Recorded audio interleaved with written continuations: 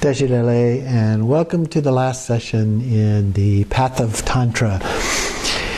Today we are talking about wisdom in the Path of Tantra.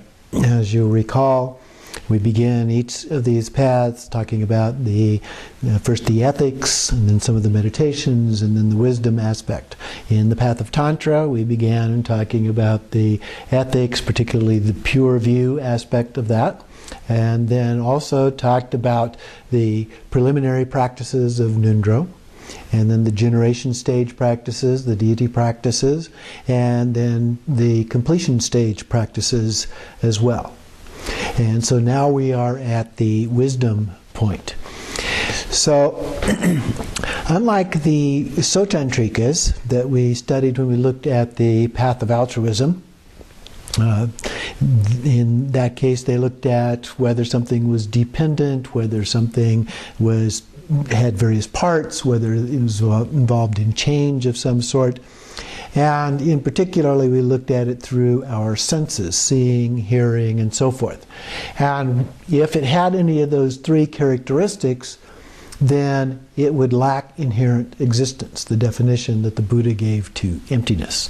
And so we went through that analysis. It was very similar to the earlier one that we looked at on the path of individual liberation, where we looked at the emptiness of self and the emptiness of other. And so now the idea is that we are moving on to the path of Tantra with a slightly different approach. And this one is known as Prasangika. And the Prasangikas refute the self-nature without trying to establish the true nature by reasoning at all. In other words, they just simply say, well, it's not this, not that, not something else, not unlike we saw in the Prajnaparamita text, but they also don't go the next step of saying what it is. So the Prasangikas just argue that the self-nature cannot be established, period. And the relative is simply accepted as being a perceptual reality having no true basis.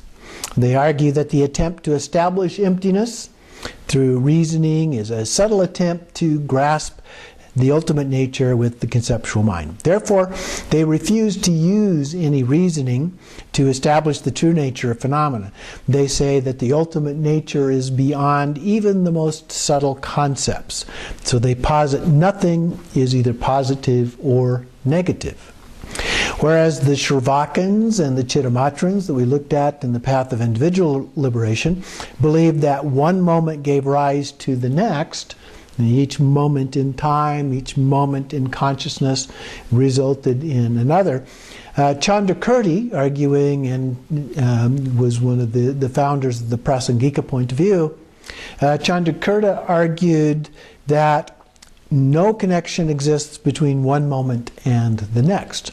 Otherwise, darkness could result or be the cause of light, or light could be the cause of darkness. But things do arise. And so for the Prasangikas, the arising of things is mere relative appearance, dependent upon consciousness. There is no arising in the absolute. And that is what really matters. So the Prasangikas refuse to really talk about the ultimate. They talk about the relative, but in terms of the ultimate, anything you can say about it, because it is beyond words, beyond concepts, would actually be relative itself. So it might be the idea of what emptiness is, but it's not actually emptiness. So the Gelugpas, in particular, of the Prasangikas, do hold some views concerning the nature of relative phenomena. They use reasoning to establish that relative phenomena exist conventionally, just not on their own, in a true sense. Other Prasangikas, though, doubt whether this is considered Prasangika at all. In the interfaith arguments here. The original Prasangika view refutes all views, ultimate and relative, without asserting any counter-argument to establish a view of their own. They just basically say, that's not it, that's not it, that's not it, and anything you come up with would not be it. It is a completely non-conceptual. So one simply rests in emptiness, in the absolute freedom from all concepts, just like we talked about in shamatha early on in the course. In shamatha, the goal is to achieve a state without any thoughts. And so in this case, we're talking about the direct experience, but in a state where there are no thoughts. The Prasangika view of the dream example, and remember that each of these wisdom components had an example. The Buddha would give an example of emptiness using a dream. And so in this particular one, the dream example is that there is no concept of real or unreal in a dream. No concept. We don't think about whether it's real or not real. Now it may appear to be real during the dream itself, but when we wake up, we realize that it is not. So there's no concept of self-nature or the absence of self-nature either. Thus mind just rests in total peace. So that's the basic idea. So the practice that we're going to do here uses this direct approach, but that can be challenging. And so it's recommended that we start with the Tantric approach that we looked at previously and did previously, to examine through analysis, looking at whether or not something is independent or dependent, looking at whether it has parts or no parts, looking at whether it's involved in change or no change, and analyzing many things in that way. First, to establish a good conceptual sense of emptiness, and then use the Prasangika approach to cut through the conceptual mind completely. So once we've established a good solid understanding and a conviction, then we can use that to build upon by just letting go of that idea.